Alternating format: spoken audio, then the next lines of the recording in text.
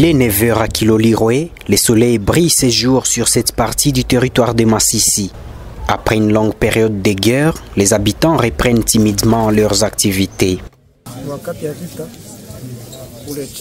Lorsque la guerre a éclaté, j'avais fui vers Nyamitaba. Aujourd'hui, nous sommes rentrés dans notre village et nous reprenons nos activités sans inquiétude. De nombreux civils ont été atteints des balles perdues durant les affrontements entre les rebelles du M23 et les jeunes résistants de l'autodéfense. Le centre de santé de Kiloliroé, limité par ses moyens, ne pouvait qu'assurer aux blessés le premier soin d'urgence. Les blessés par balle, on ne saurait pas les interner parce que ceux qui étaient gravement blessés, on les orientait à Nyakariba parce que la situation était toujours compliquée. On ne saurait pas les prendre vraiment en charge et les interner ici, pendant qu'il y avait toujours des mouvements de va-et-vient avec beaucoup de répétitions.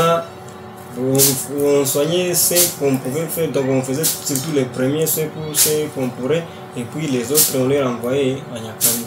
Seulement que pour le moment, il y a ceux qui sont déjà, comme il y a eu le rétablissement de la paix, il y a ceux qui sont déjà au quartier qui poursuivent maintenant leur pansement ici, au centre de santé sans problème.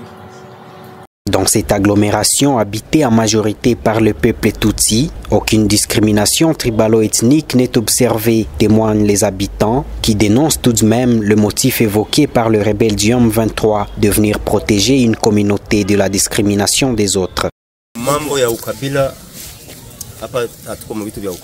Nous vivons et réussis sans discrimination tribale. Les Wazalendo sont d'ailleurs venus nous demander de conscientiser toutes les communautés à collaborer avec eux afin de contribuer tous ensemble au rétablissement de la paix. Ils nous demandent surtout de chercher les membres de la communauté Tutsi qui auraient fui les milieux à rentrer, car cette guerre n'est pas d'ordre ethnique.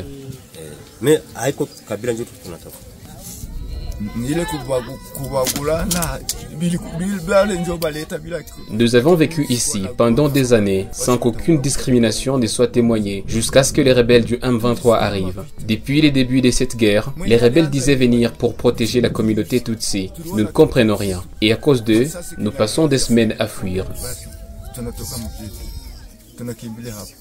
Les jeunes résistants patriotes, appelés aussi Wazalendo, ont aujourd'hui le contrôle de toutes les zones jadis occupées par le M23 dans les territoires de Massissi. De nombreux citoyens congolais se rendent jusqu'à Kichanga pour palper du doigt la situation sécuritaire, à l'instar de Christian Mukendi, initiateur de la plateforme Congo Prospère et Grand CPG, venu de Kinshasa pour vivre la réalité du terrain. Mon séjour ici était pour venir me rendre compte de l'effectivité de la reprise de cette cité stratégique de Kichanga. Comme vous le savez, les ennemis de la République, en collaboration avec certains traîtres, avaient endeuillé notre population en occupant illégalement cette cité pendant plusieurs semaines. Mais grâce au courage de nos frères vivant à Massissi, qui n'ont pas hésité à donner de leur sang, de leur chair, de leur jeunesse même pour pouvoir combattre pour la terre de leurs ancêtres, de nos ancêtres, nous avons pu aujourd'hui récupérer cette cité et nous continuons notre avancée vers le Rutshuru pour définitivement en finir avec ces bêtises de notre belliqueux voisin, le Rwanda, le régime du FPR de Kagame, qui a pris en otage et les Rwandais et plusieurs de nos compatriotes. Ces jeunes acteurs politiques engagés dans la contre-offensive numérique et la communication contre la guerre du M23 estiment que la détermination manifeste du peuple congolais sans distinction des tribus à en finir avec l'insécurité dans l'est du pays ne laissera aucune chance aux rebelles de persister. J'ai vu de mes propres yeux comment nos jeunes gens se battent.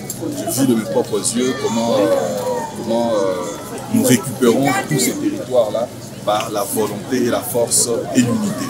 Et donc le message que je lancerai, c'est celui de message d'unité. D'abord à la population du Nord Kivu, de Massissi en particulier, de Rutshuru, de partout où les ennemis sèment la mort, tout au Pamoja. Ici, nous parlons Congo de l'équipe, sans distinction de tribus, sans distinction d'ethnie. Tout le monde est le bienvenu ici. Donc il n'a jamais été question d'une traque quelconque, de Tutsi, de je ne sais moi quelle ethnie.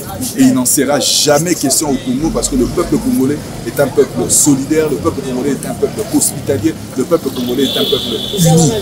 Nous souffrons tous de cette guerre nous imposée par le Rwanda, quelle que soit notre ethnie, quelle que soit notre tribu, et nous n'avons pas le temps de nous entretuer nous-mêmes.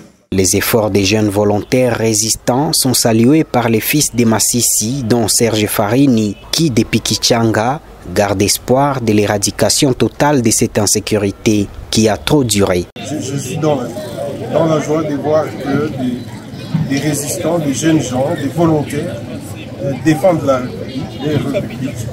Et nous voir aujourd'hui ici à Kichanga, c'est une satisfaction et ça concourt bien sûr dans la vision du chef de l'État, Félix-Antoine Tshisekedi Tshilombo, celle de restaurer la paix dans cette partie du pays. Nous méritons cette paix.